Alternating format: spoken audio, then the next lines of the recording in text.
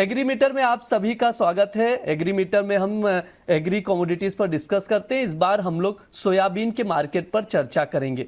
Soybean पर विस्तार से बातचीत करने के लिए हमारे साथ जुड़ रहे खास मेहमान आईग्रेन इंडिया के डायरेक्टर राहुल चौहान जी। सर नमस्कार, स्वागत है आपका द बोनस में।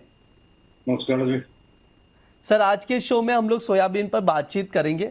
आंकड़ों से शुरुआत करते हैं। अगर देखा जाए तो सोयाबीन की बुआई में गिरावट देखने को मिल रही है। सर आगे क्या लग रहा है, क्या आगे चलकर सोयाबीन का उत्पादन भी घटने की आशंका है?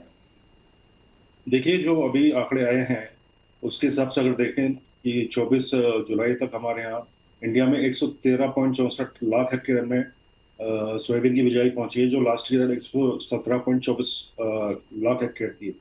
मेन रीजन इसका ये है कि जो अल नीनो की एक तो हमारा मानसून लेट हुआ, उसके बाद जो सोयाबीन उत्पादक राज्य हैं वहां पर अल नीनो को प्रभाव देखा गया और बारिश नहीं हुई है, तो इसका असर तो उत्पादन पर पड़ेगा। जाहिर सी बात है, लास्ट ईयर हमारा जो उत्पादन था 113 लाख टन रहा था सोयाबीन का, और इस वर्ष मुझे लगता है कि ये उत्पादन 100 से 105 लाख टन में सिमट सकता है। ठीक है, ये सर का व्यू है। सर इंपोर्ट के आंकड़ों पर भी अगर नजर डाले जाए तो सोयाबीन का इंपोर्ट रिकॉर्ड स्तर पर है। सर क्या अगले सीजन में भी भारत को सोयाबीन की इंपोर्ट की जरूरत पड़ेगी?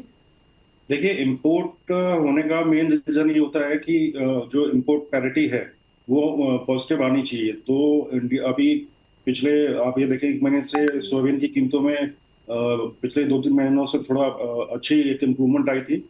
और इसी समय जो है अफ्रीका में क्रॉप आनी शुरू हो गई थी सोयाबीन की, तो आयात पड़तल जो था वो काफी अच्छा बैठ रहा था। इस वजह से हमने करीब 7.7 लाख टन जो है सोयाबीन का इंपोर्ट किया है अफ्रीकन कॉन्टिनेंट से। और जो लास्ट ईयर इसी अवधि के दौरान आप कह सकते हैं ना के बराबर था। और आने वाले समय में अभी अफ्रीका की जो क्रॉप है लगभग समाप्त हो चुकी है, तो अभी हाल फिलहाल में मुझे लगता नहीं कि इंपोर्ट जो है और ज्यादा बढ़ेगा, क्योंकि इंडिया में हम नॉन जीएमओ का इंपोर्ट ही करते हैं जो अफ्रीका में अवेलेबल है इंडिया के बाद। सर सोया मिल के एक्सपोर्ट पर अगर नजर डाला जाए तो यहाँ गिरावट देखने को मिल रही है। आगे क्या लग रहा है सर, आगे क्या सोया मिल एक्सपोर्ट कैसा रह सकता है? आपका व्यू क्या है, आपका ओपिनियन क्या है सर?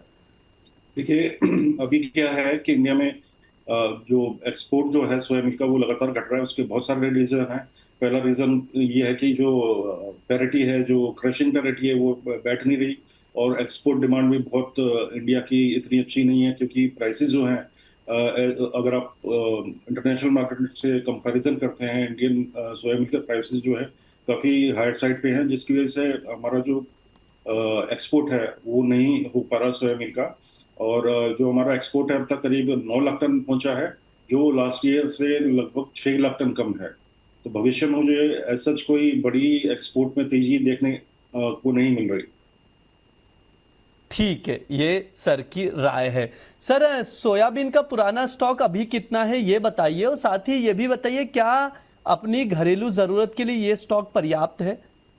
देखिए, 113 लाख टन का अगर हम उत्पादन लेते हैं और 7 लाख टन हमने इंपोर्ट किया है, तो 120 लाख टन बैठता है। इसमें कैरी पुराना जो है कैरी इन स्टॉक में काउंट नहीं कर रहा।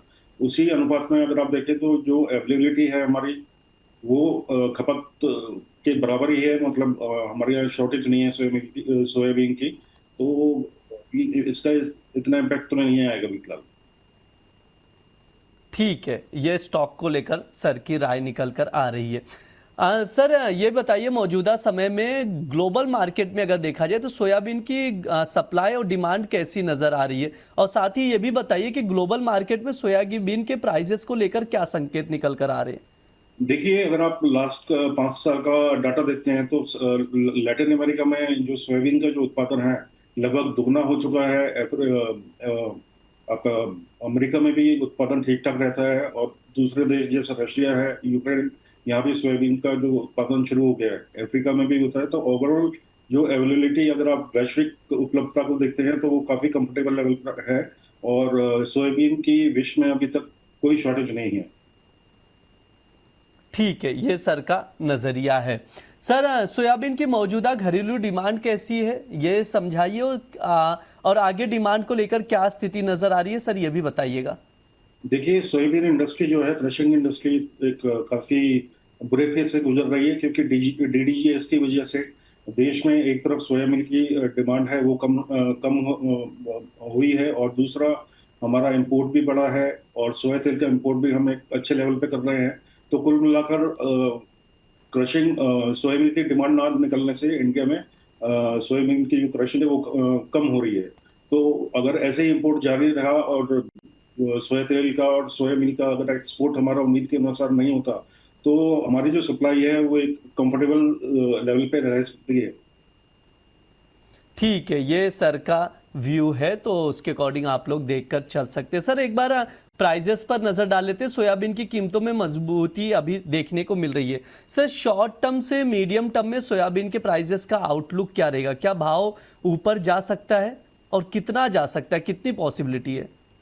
देखिए, जुलाई के दूसरे सप्ताह में देश की विभिन्न मंडियों में सोयाबीन की कीमतों में बढ़ोतरी देखने को मिली, और जो कीमतें थी वो 6,500 से 7,500 के स्तर पर पहुंची। लेकिन पिछले 3-4 दिन से सोयाबीन की जो बाजार है वो लगातार दबाव में है, और कीमतें अब तक जो है 500 रुपये तक घट चुकी हैं। शॉर्ट टर्म की अगर बात करें तो मुझे लगता है कि जिस तरीके से एल नीनो का इफेक्ट है, एरिया घट रहा है, और आने वाले समय में अभी अफ्रीका में सच कोई क्रॉप नहीं है जो हम इम्पोर्ट कर सके, तो मुझे शॉर्ट टर्म में लगता है कि बाजार जो है पुनः 7,500, 6,500 से 7,500 के लेवल पर आ सकते हैं। ठीक है, ये सर का नज़रिया है, तो उसके अकॉर्डिंग आप लोग सोयाबीन के प्राइजेस को ऑब्जर्व करके चल सकते हैं। राहुल सर एक सवाल भी आ रहा है, उस पर मैं राय लूँगा किशोर जी का। मेंथा ऑयल को लेकर, सर मेंथा ऑयल को ट्रैक कर रहे हैं आप? मेंथा ऑयल नहीं करते सर। जी सर, कर रहे हैं मेंथा ऑयल ट्रैक? तो नहीं करते सर। मेंथा ऑयल का नहीं कर रहे हैं? नहीं सर।